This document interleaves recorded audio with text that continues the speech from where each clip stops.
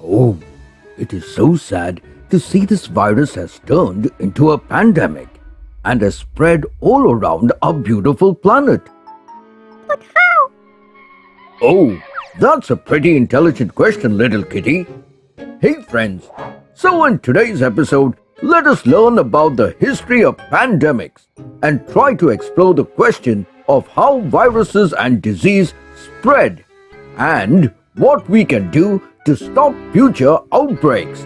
Zoom in! Diseases come in many shapes and forms, but the most common cause behind these illnesses are bacteria and viruses. And when these diseases spread across the continents of the globe, we call them pandemics. Pandemics have occurred throughout the history of humanity, like cholera, bubonic plague, smallpox, measles, and the most recent being the COVID-19 pandemic, declared as such by the World Health Organization. However, the most brutal pandemic killer so far is influenza, the viral flu that can be deadly. Flu is one of the common diseases circulating around the globe that generally appears in every autumn and winter season. And as a majority of us have already been exposed to the virus in the previous season, our immune system is already prepared to tackle these unwanted guests and cures our body quickly. But every 20 to 40 years or so, the influenza virus changes its plans and exchanges its genes with some wild flu virus present in pigs or other poultry animals in the process called antigenic shift. This brings a dramatic mutation in the virus, making them stronger with unpredictable behavior. That makes it hard for the animal's immune system to detect and fight these new species of viruses as they begin to take over its body, causing symptoms like fever, inflamed eyes, and running snouts. And once a human comes in contact with these poor infected animals, the virus quickly takes this opportunity and jumps into a new host. And as we live in a globalized world that allows us to visit anywhere through a well-developed transport system, people can carry these diseases around the world. And to do so, all it takes is one sneeze that enables the virus to jump from one host to another and causes a severe pandemic in a matter of hours, like it happened in 2003 when a Chinese doctor arrived at a hotel in Hong Kong. Unaware of his condition, he was hosting a new animal origin illness called SARS, severe acute respiratory syndrome. Within a day of his arrival, many other guests got infected and started to feel unwell, out of which some boarded the plane to different parts of the world. But thanks to the quick emergency measures, many international flights were cancelled and the pandemic was brought under control, but not before it infected 29 other countries and killing over 1,000 people.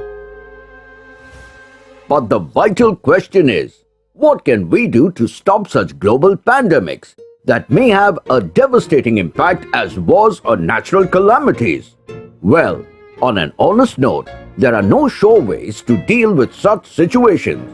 But fortunately, due to advancement in science and technology, it is way easier to make vaccines than it was years ago.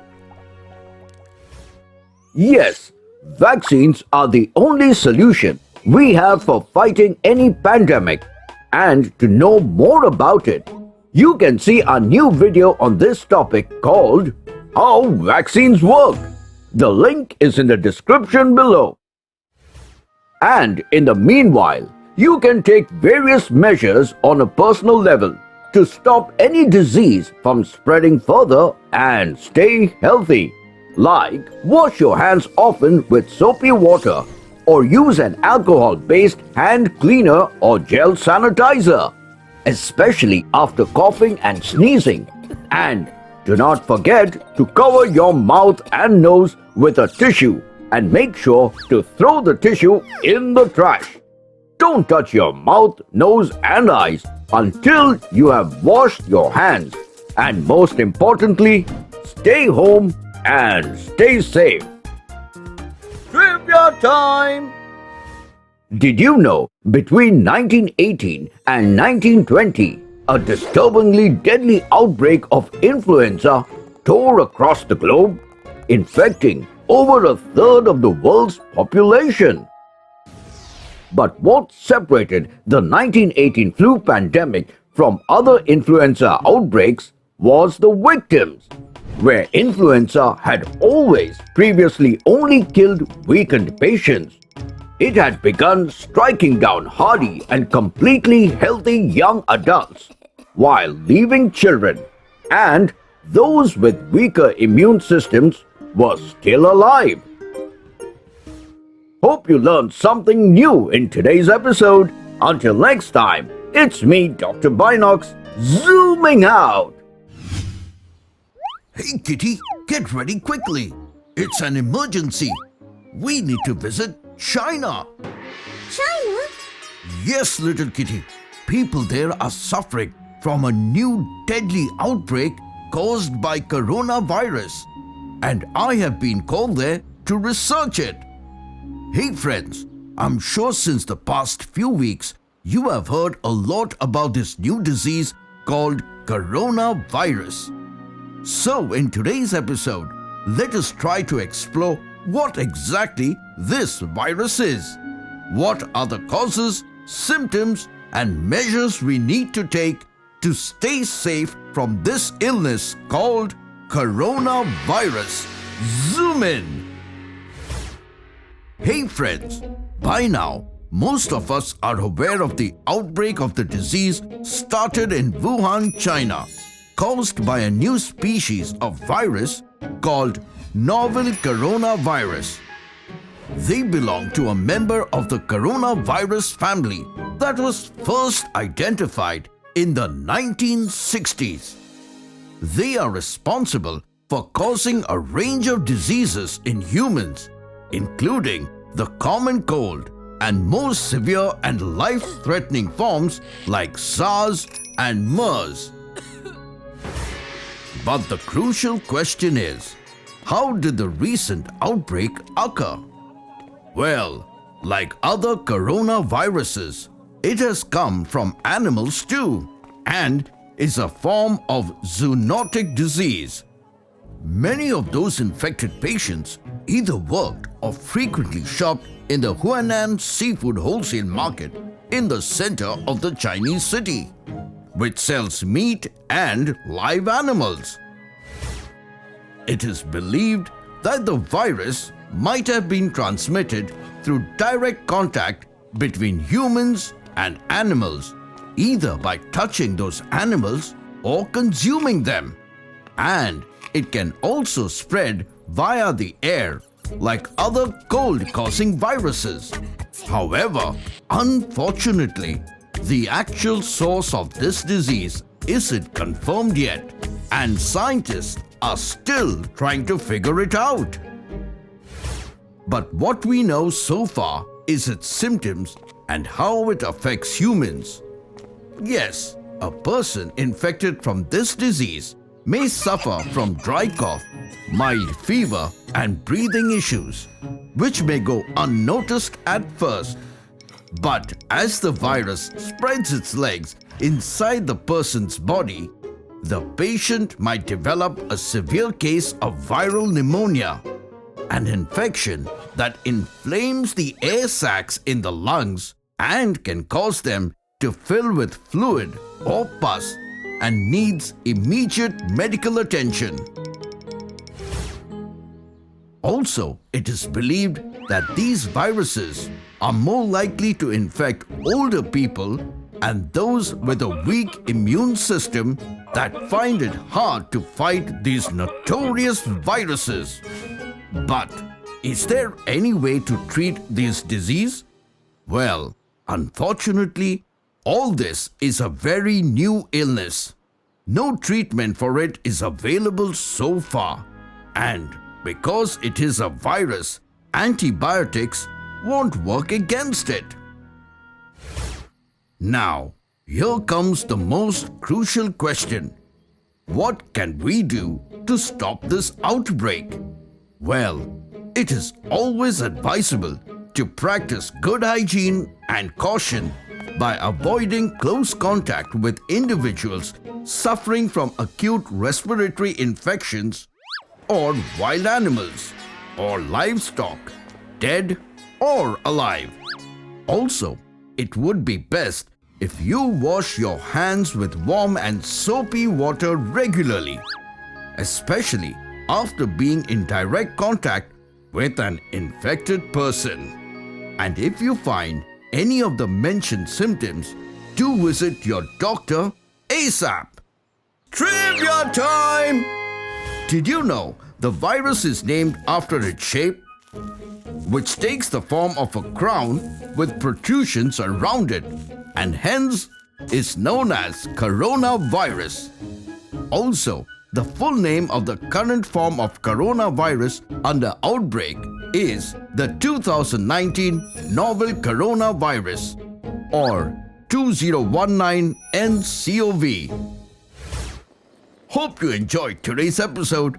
Until next time, it's me, Dr. Binocs, zooming out. Never mind. Hey friends, as we know, the majority of confirmed cases of coronavirus disease, aka COVID-19, has been reported from mainland China. The notorious virus has managed to spread its leg to many other countries and regions around the globe. While the scientific community is trying their level best to find a cure for this disease, its expansion can be easily prevented by following specific safety measures by us. So, in today's episode, let us have a look at the steps we need to take to defeat coronavirus and protect ourselves, our loved ones, and the world. Zoom in! We have already learned about this coronavirus outbreak in our previous video. If you haven't seen it yet, I will request you to kindly have a look at it by clicking on the link given in the Show More section below. Most people infected by COVID-19 experience mild fever and manage to recover in some time. But it can be more severe for others. And the main concern with this virus is that it is constantly looking for a new host to execute its evil plan. But worry not, my friends. With a few simple steps, we can easily defeat this disease and spoil its wicked intentions by doing the following.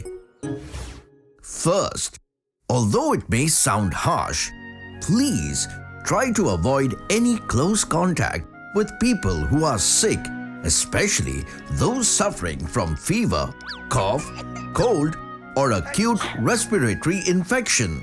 And if you are the one suffering from any of the mentioned sicknesses, make sure to visit your doctor ASAP and share the information about your recent travels, if any.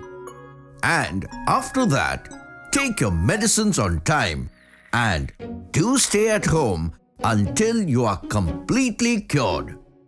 And in case anyone has been confirmed to be infected by this virus, please make sure to wear a face mask and prevent the spread of this disease to others. The next step you should undertake is, while coughing and sneezing, cover your mouth and nose with a flexed elbow like this, or best, it is always advisable to use a tissue. But make sure to discard the used tissue into a closed dustbin so that any virus has no room to escape into the open environment. The next very important thing you must do is wash your hands often with warm and soapy water for at least 30 seconds, especially after going to the bathroom, before eating, and after blowing your nose, coughing or sneezing. And avoid touching your eyes, nose and mouth after that. If soap and water are not readily available, use an alcohol-based hand sanitizer that is easily available in the market. And lastly, help your parents to clean and disinfect frequently touched objects and surfaces using a regular household cleaning spray or wipe.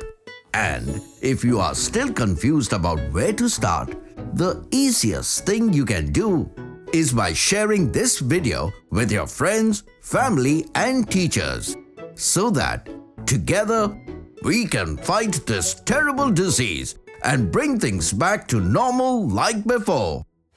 Trivia time!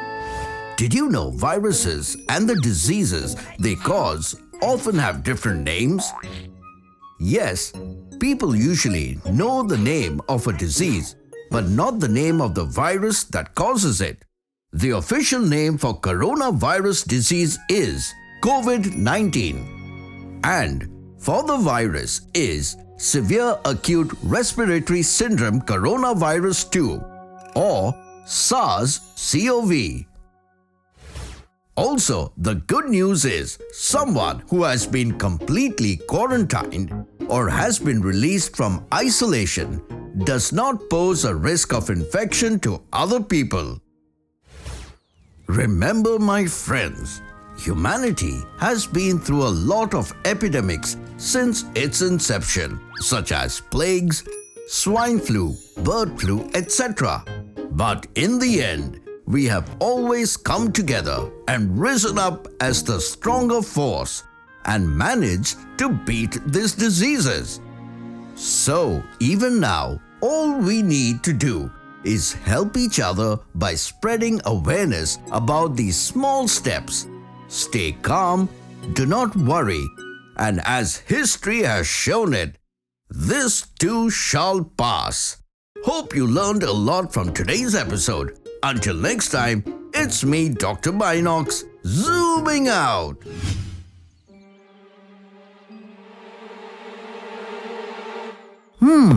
Zika virus is a worrying thing, my dearies. But don't you worry, because I'm here to tell you all about it so that you stay safe and healthy. Come, what are you waiting for, huh? Zoom in! The Zika virus disease was first identified in 1947 in rhesus monkeys in Uganda. And then it was subsequently identified in humans as well. And now it has spread all over in Africa, America, Asia, and the Pacific.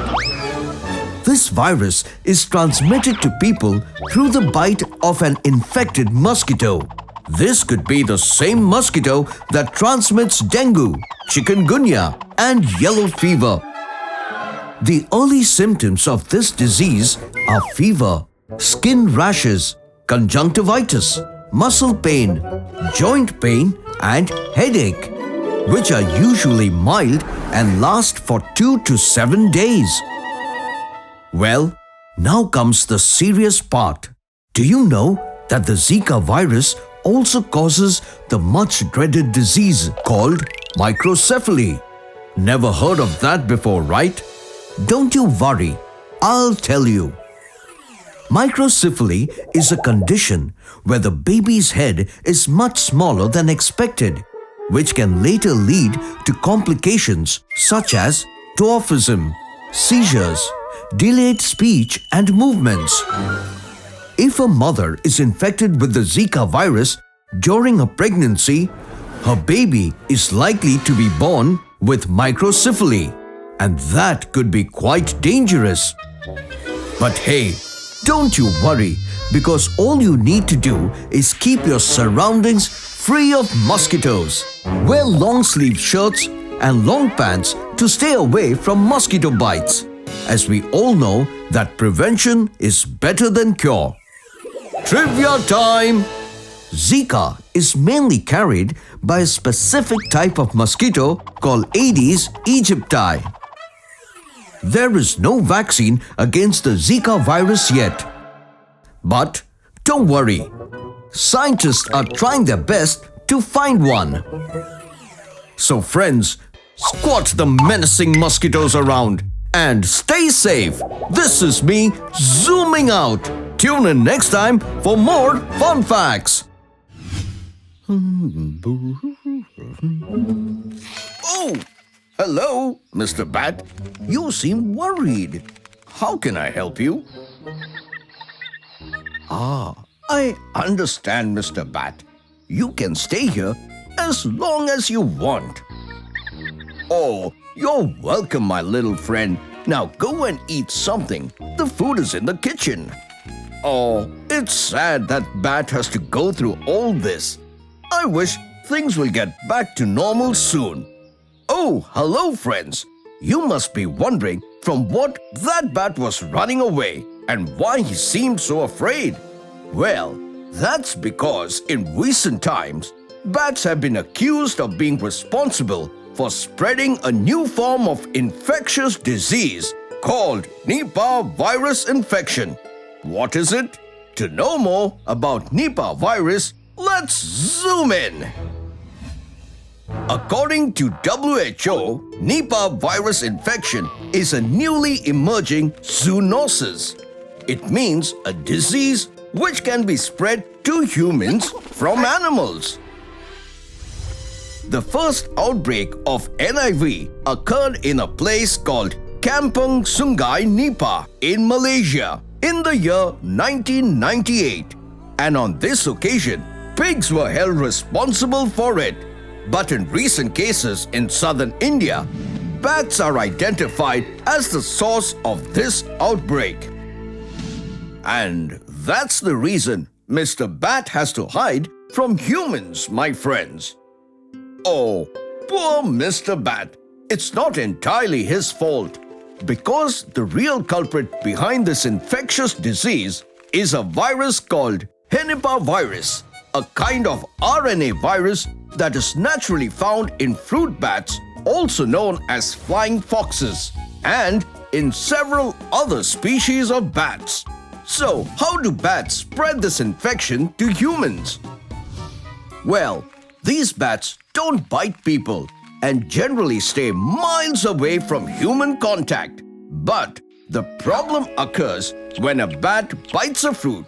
The fruit gets infected by the Nipah virus present in the bat's saliva, resulting in spreading the disease in the person or livestock consuming the same fruit. These viruses do not make the bats sick, but in humans, it can cause a deadly infection, and the symptoms for which are fever, headache, drowsiness that can lead to mental confusion. These symptoms can further progress into a coma within 48 hours. Other potential threats caused during this infection is inflammation of the brain and respiratory illness that can be fatal to humans. Trivia time! Do you know that currently there are no vaccines available against Nipah virus? So, in the absence of a vaccine, the only way to overcome or prevent NIV in people is by making them aware of the risk involved and educating them about the steps they can take to minimize exposure to the Nipah virus.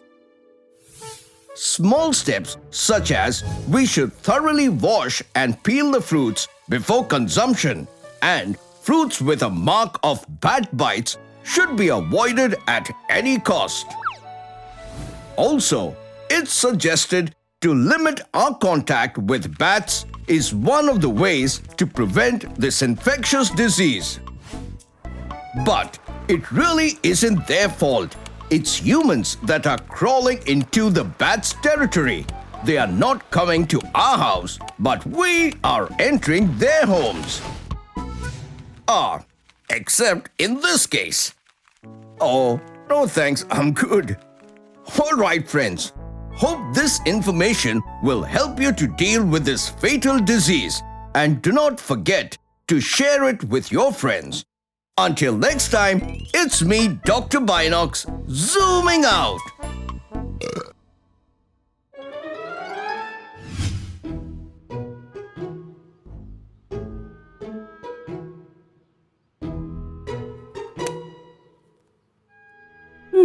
Here it is, the history of zoonotic disease.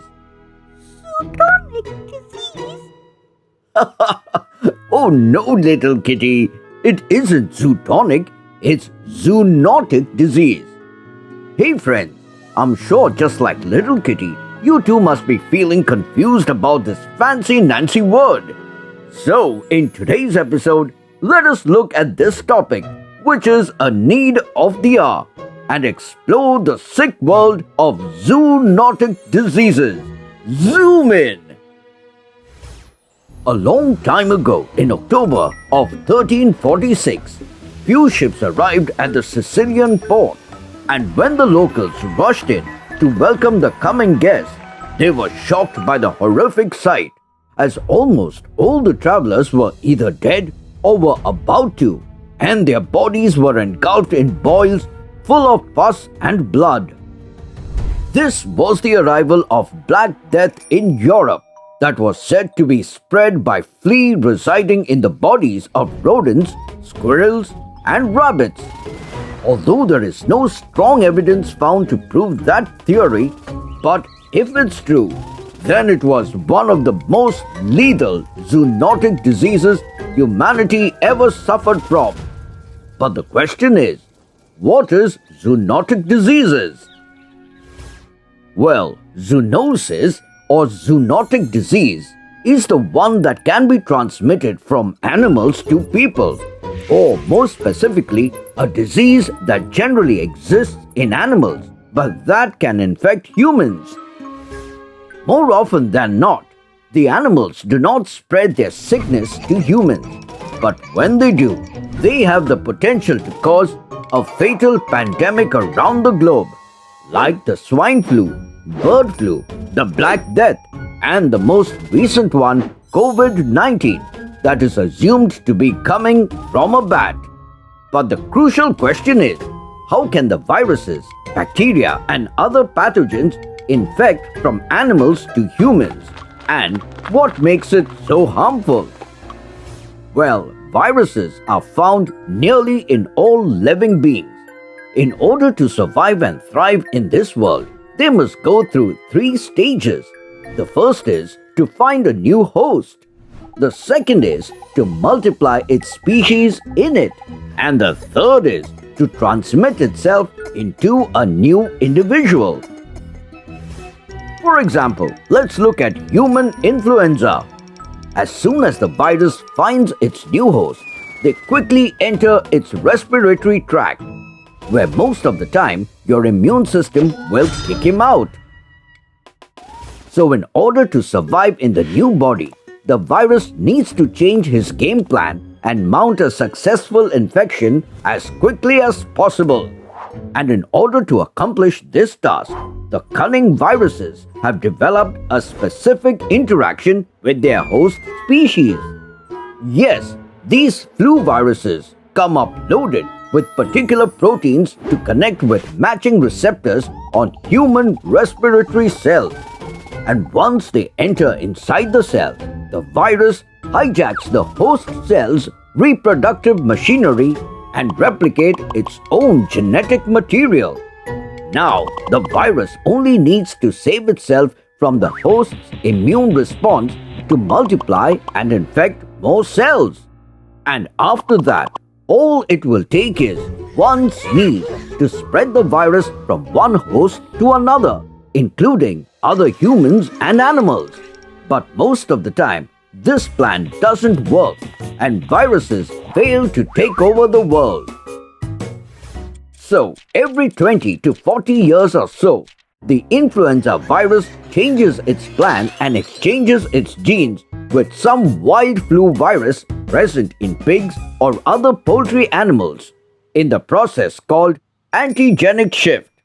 This brings a dramatic mutation in the virus, making them stronger with unpredictable behavior. That makes it hard for the animal's immune system to detect and fight these new species of viruses as they begin to take over its body, causing symptoms like fever, inflamed eyes, and running snouts. And once a human comes in contact with these poor infected animals, the virus quickly takes this opportunity and jumps into a new host, making them sick.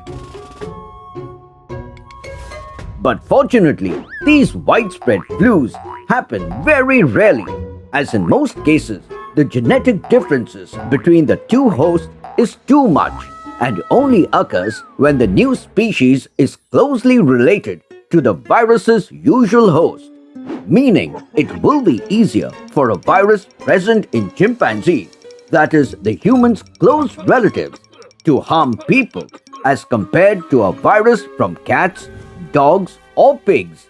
However, once the virus evolves and becomes more dangerous, it has the potential to cause a worldwide pandemic.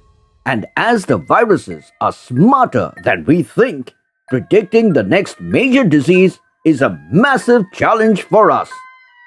Trivia time!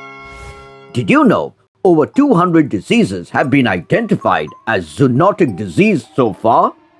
Yes, up to 70% of all infectious diseases originate from wildlife. But remember, my friends, these innocent animals have no choice but to deal with these diseases. It's up to humans to take care of them, help them, and leave them alone in the forest. Hope you enjoyed today's episode. Until next time, it's me, Dr. Binocs, zooming out. Never mind.